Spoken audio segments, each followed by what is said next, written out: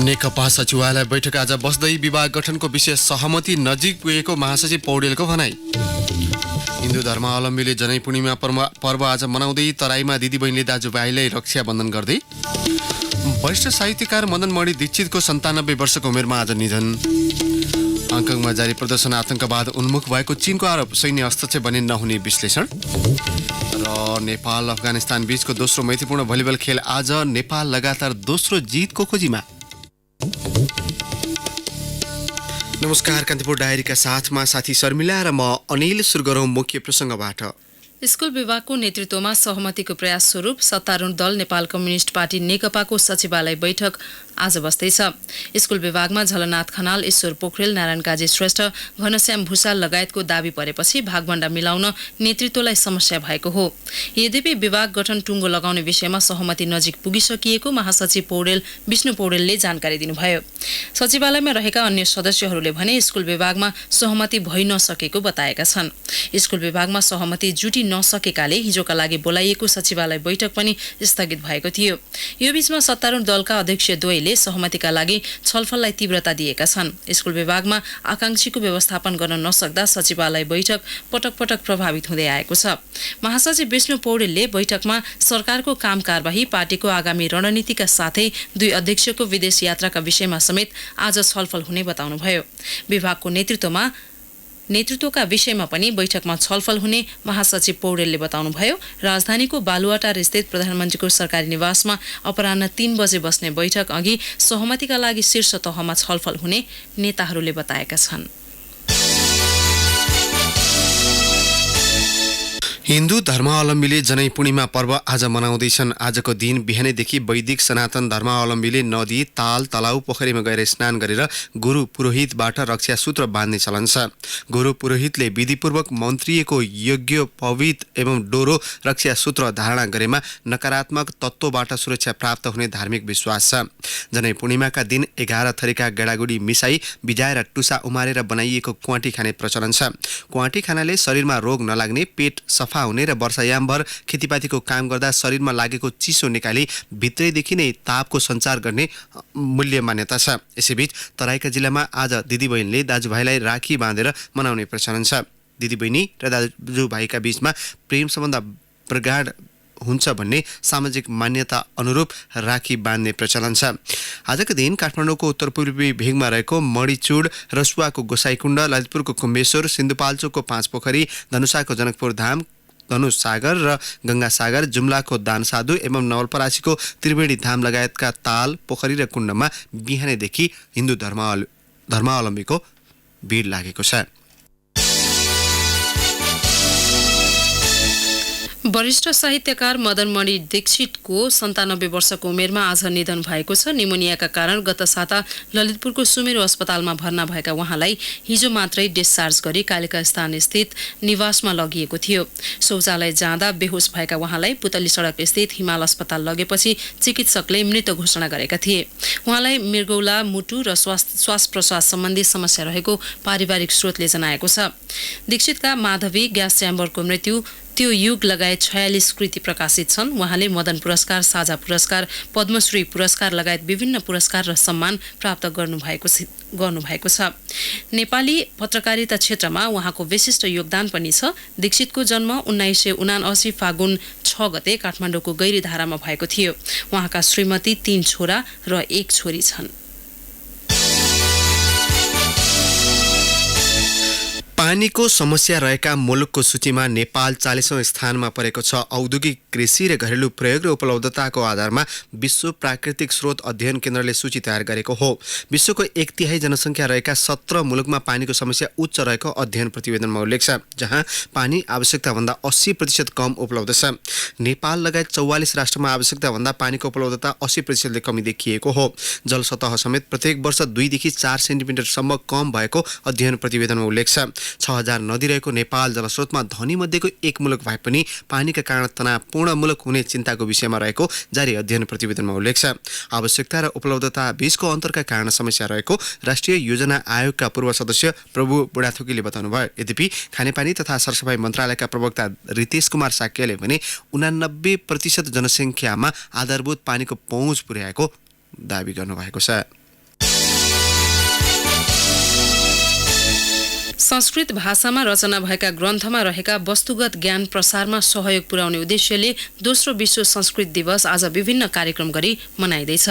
5 वर्षभन्दा पुरानो इतिहास बोकेको मानिने संस्कृत भाषाको संरक्षण र प्रवर्धनका लागि गत वर्षदेखि श्रावण शुक्ल पूर्णिमाका दिन विश्व संस्कृत दिवस मनाउन थालिएको हो। दिवसका अवसरमा नेपाल संस्कृत विश्वविद्यालय, त्रिवी केन्द्रीय संस्कृत विभाग, विश्व भाषा क्याम्पस, संस्कृत विभाग, त्रिचन्द्र क्याम्पस, दर्शन विभाग लगायतले विभिन्न कार्यक्रमको आयोजना गरेका छन्।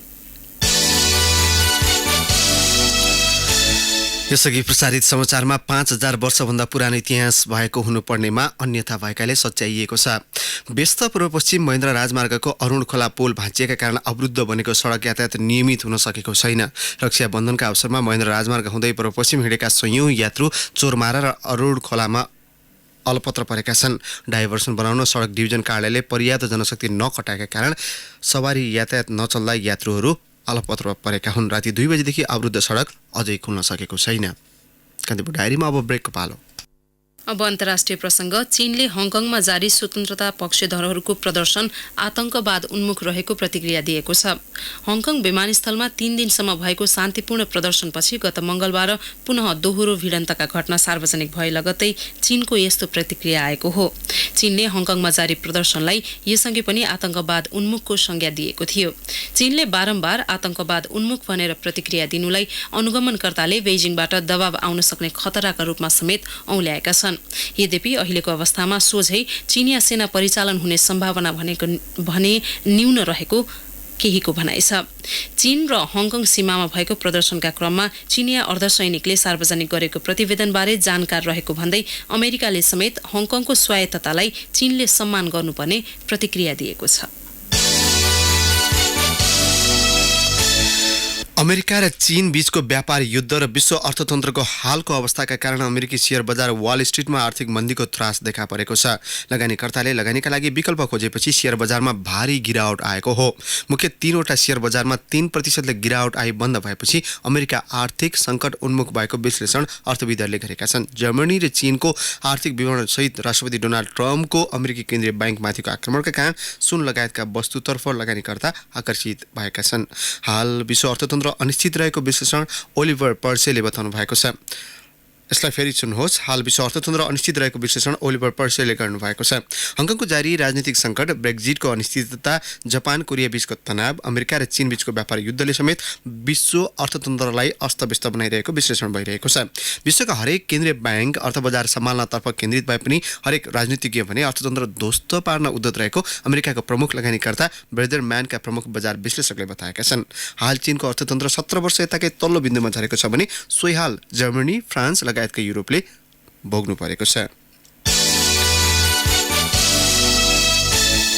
अब खेल प्रसङ्ग। नेपाल र अफगानिस्तान बीचको दोस्रो मैत्रीपूर्ण भलिबल खेल आज हुँदैछ। ललितपुरको लगनखेल स्थित आर्मी कभर्ड हलमा दिउँसो 3 बजेपछि हुने खेलमा नेपाल सुधारिएको खेलसँगै दोस्रो खेलमा जित हासिल गर्ने योजना सहित मैदान उत्रनेछ।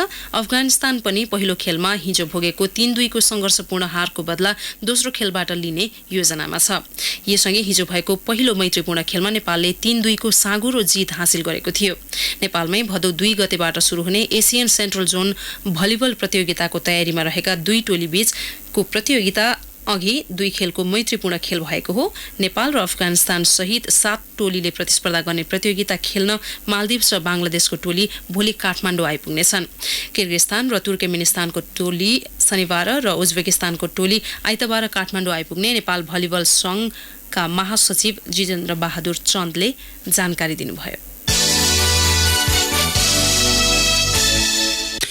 युइएफए सुपर कप फुटबलको उपाधि लिभरपुलले जितेको छ। आज बिहान सकिएको खेलमा चेल्सीलाई टाई ब्रेकरमा 5-4 गोल अन्तरले हराउँदै लिभरपुलले सिजनको पहिलो उपाधि हात पारेको हो। निर्धारित र अतिरिक्त समयको खेल 2-2 को बराबरीमा सकिएपछि उपाधि विजेताको टुङ्गो टाई ब्रेकरबाट भएको हो। लिभरपुलका दोस्रो रोजाइका गोलरक्षक एड्रियनले टमी अब्राहमको पेनाल्टी रोक्दै टोलीलाई उपाधि दिलाएका हुन्। 36औं मिनेटमा ओलिभर जिराउडको गोलबाट चेल्सीले अग्रता बनाए पनि 48औं मिनेटमा सादियो मानेले गोल गर्दै लिभरपुललाई बराबरीमा पुर्याएका थिए। उनले 95 93औं मिनेटमा गोल गरेपछि लिभरपुलले 2-1 को अग्रता बनाएको थियो। अतिरिक्त समयमा चेल्सीले पाएको पेनाल्टीलाई जर्जिनोले गोल गर्दै चेल्सीलाई बराबरीमा पुर्याएका थिए। 53% बल पोजिसनको खेलमा लिभरपुलले दर्जन अवसर पाए पनि ती अवसरको सदुपयोग गर्न सकेन। चेल्सीका लागि पनि आधा दर्जन अवसर त्यसै खेर गएका थिए। भारतमा सन् 2023मा हुने एक दिवसीय विश्वकप क्रिकेटको छनौट अन्तर्गत लिग 2 को उद्घाटन खेलमा ओमान विजय भएको छ। स्कटल्यान्डमा गैराती सकिएको खेलमा पपुवा न्युगिनीलाई 4 विकेटले हराउँदै ओमानले लिग 2 क्रिकेटमा सुखद सुरुवात गरेको हो। स्कटल्यान्डमा भएको खेलमा पीएनजीले दिएको 230 रनको लक्ष्य ओमानले 5 बल अगावै 6 विकेट गुमाएर भेटायो। सन्दीप गौडले, अभिजित 67 र फायाज बुटले 32 रन बनाएपछि ओमान जित निकाल्न सफल बन्यो। इक्विव इल्यासले 41 रनको योगदान दिए। पीएनजीका चार्ल्स एमिनीले 2 तथा चार्ड सोपर, असद भाला र नोसाइन पोकाइनाले समान 1 विकेट लिए। यससँगै पहिले ब्याटिङ गरेको पीएनजीले निर्धारित ओभरमा 8 विकेट गुमाएर 229 रनको सामान्य योगफल तयार पारेको थियो। टोनी उराले सर्वाधिक 54 रन बनाएको इनिङ्समा लेगा शैकाले 41 रन जोडे। ओमानका जिसान मसुदले 3 तथा खाबर अलीले 2 विकेट लिए। पहिलो त्रिकोणात्मक सिरिज अन्तर्गत आज ओमान र स्कटल्यान्ड बीच प्रतिस्पर्धा हुनेछ। वेस्ट इन्डिज विरुद्धको वन डे सिरिज पनि इन्डियाले जितेको छ। तेस्रो तथा निर्णायक खेलमा गैराती 6 विकेटको जित निकाल्दै इन्डियाले 3 म्याचको सिरिज 2-0 आफ्नो पक्षमा पारेको हो। क्यारिबियन टोलीले दिएको 255 रनको चुनौती इन्डियाले 15 बल अगावि 4 विकेट गुमाएर भेटायो। उसको जितमा कप्तान विराट कोहलीले अभिजित 114 र श्रेयस अयरले 65 रनको योगदान गरे। शिखर धवनले 36 र केदार जाधवले नट आउट 19 रन जोडे। वेस्ट इन्डिजका फाबियन एलेनले 2 तथा केमार राउजले 1 विकेट हात पारे। यसअघि टस जितेर पहिले ब्याटिङ गरेको क्यारिबियन टोलीले 35 ओभरमा 7 विकेट गुमाएर 240 रन बनाएको थियो। वर्षाले खेल प्रभावित भएपछि इन्डियाले डकवर्थ लेविस पद्धतिमा 255 रनको लक्ष्य पाएको थियो। क्यारिबियन इनिङ्समा क्रिस गेलले 72, इभिन लेविसले 43 तथा निकोलस पुरनले 30 रन जोडेका थिए। इन्डियाका खलिल अहमदले 3 तथा मोहम्मद सामीले 2 विकेट लिए। वेस्ट इन्डिज भ्रमणका क्रममा 2 राष्ट्रबीच 2 म्याचको टेस्ट सिरिज पनि हुनेछ। जाँदा मुख्य प्रसङ्गहरू पुनः एकपटक। नेकपा सचिवालय बैठक आज बस्दै विभाग गठनको विषय सहमति नजिक पुगेको महासचिव पौडेलको भनाई। हिन्दू धर्मावलम्बीले जनै पूर्णिमा पर्व आज मनाउँदै तराईमा दिदी बहिनीले दाजुभाइलाई रक्षाबन्धन गर्दै। वरिष्ठ साहित्यकार मदन मणि दीक्षितको 97 वर्षको उमेरमा आज निधन। हङकङमा जारी प्रदर्शन आतंकवाद उन्मुख भएको चीनको आरोप सैन्य हस्तक्षेप भने नहुने विश्लेषण। र नेपाल अफगानिस्तान बीचको दोस्रो मैत्रीपूर्ण भलिबल खेल आज लगातार दोस्रो जितको खोजीमा नेपाल। हवस् त प्रसङ्गसहित कान्तिपुर डायरीको यो बुलेटिन अहिलेलाई यहीँ सकिन्छ। हाम्रो अर्को बुलेटिन बिहान 10 बजी स्पोर्ट्स डायरी हुनेछ। तबसम्मको लागि कान्तिपुर डायरीबाट साथी सर्विला र म अनिल बिदा माग्छौँ। नमस्कार। सूचना र मनोरञ्जनको संवाहक रेडियो राष्ट्रको रेडियो कान्तिपुर।